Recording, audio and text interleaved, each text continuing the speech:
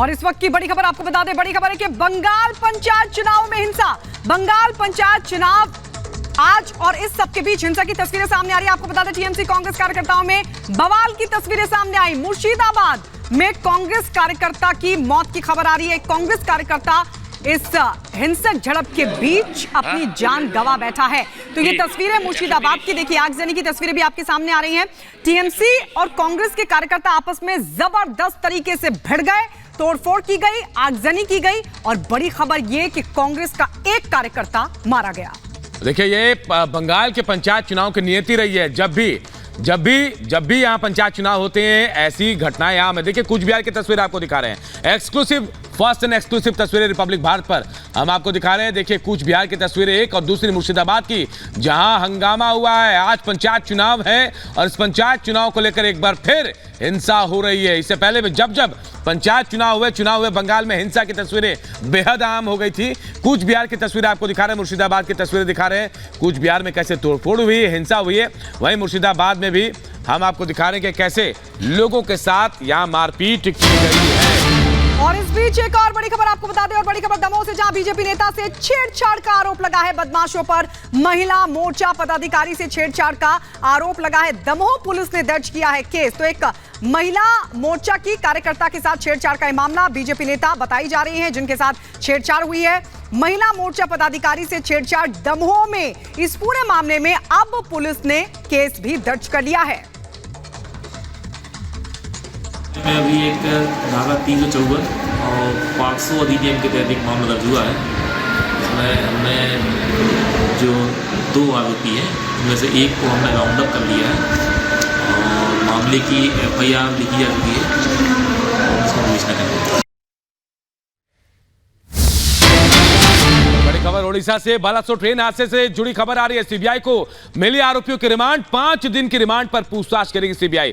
3 rail अफसरों को गिरफ्तार किया गया था, अब इनसे सीबीआई पूछताछ करने वाली है। रेल हादसे से जुड़ी बड़ी खबर आपको बता रहे हैं। रिमांड मिली है 3 अफसरों की सीबीआई को और 5 दिन की रिमांड पर अब सीबीआई इनसे कई सवालों के जवाब लेगी। इन पर गैर इरादतन हत्या का आरोप लगा था, इसके बाद सीबीआई को इनकी रिमांड मिल गई है और ये अफसर जो है इन्हें 5 दिन के रिमांड पर सीबीआई को सौंपा गया है। 3 दिन की रिमांड जो है 3 रेल अफसरों को रिमांड पर लिया गया और 5 दिन तक इनसे अब पूछताछ की जाएगी।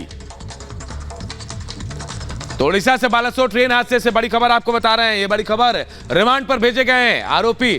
3 रेल अफसरों को गिरफ्तार किया गया है और 5 दिन की रिमांड पर इनसे पूछताछ करेगी सीबीआई। सीबीआई लगातार इनसे पूछताछ करेगी और रेल हादसे से जुड़ी तमाम खबरों को जानने की कोशिश करेगी कि क्या इसके पीछे घटना के वजह रहे।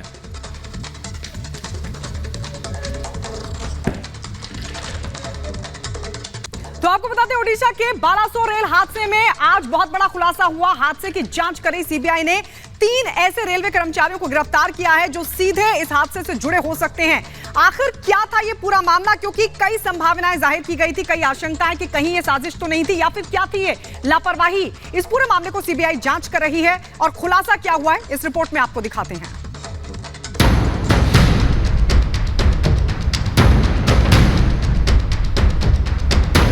देश को झकझोर देने वाले ओडिशा रेल हादसे के आरोपियों के गिरेबान तक अब कानून के हाथ पहुंच चुके हैं। 292 लोगों की मौत के जिम्मेदार बताए जा रहे रेलवे के ही 3 कर्मचारियों को अब सीबीआई ने गिरफ्तार कर लिया है, जिनमें रेलवे के senior section engineer Arun Kumar, section engineer Mohammad Aamir Khan और टेक्नीशियन पप्पू कुमार शामिल हैं, जो अब सीबीआई की गिरफ्त में आ चुके हैं, जिनको आईपीसी की धारा 304 यानी कि गैर इरादतन हत्या और धारा 201 यानी कि सबूत नष्ट करने के तहत गिरफ्तार किया गया है। बताया जा रहा है कि ये तीनों ही रेलवे कर्मचारी बालासोर जिले में तैनात हैं। वही बालासोर जहां रेल हादसा हुआ था और सैकड़ों लोगों की जान चली गई और 1000 से ज्यादा लोग घायल हो गए थे, जिसके बाद रेल मंत्री अश्विनी वैष्णव ने सीबीआई जांच का ऐलान किया था। जिस सिचुएशन में ये दुर्घटना हुई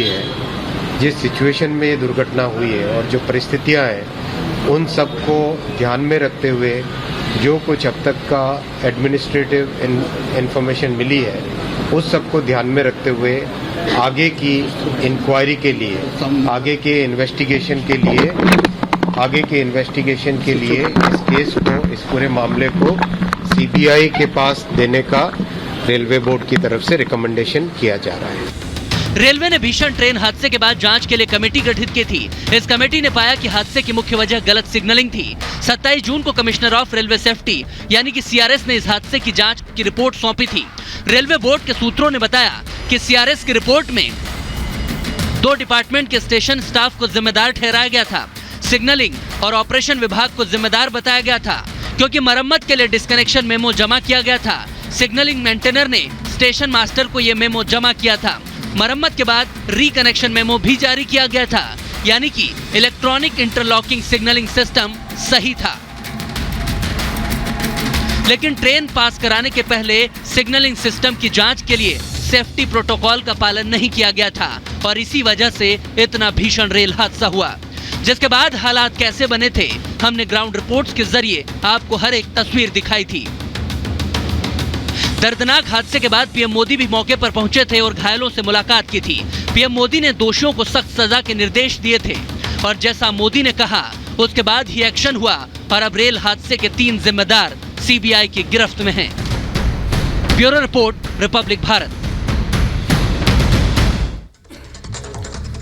और अब आपको सड़क पर रफ्तार के कहर की 2 तस्वीरें आपको दिखाते हैं। हैदराबाद से जो तस्वीरें सामने आई है उसे देखकर आपके रोंगटे खड़े हो जाएंगे। देखिए रिपोर्ट।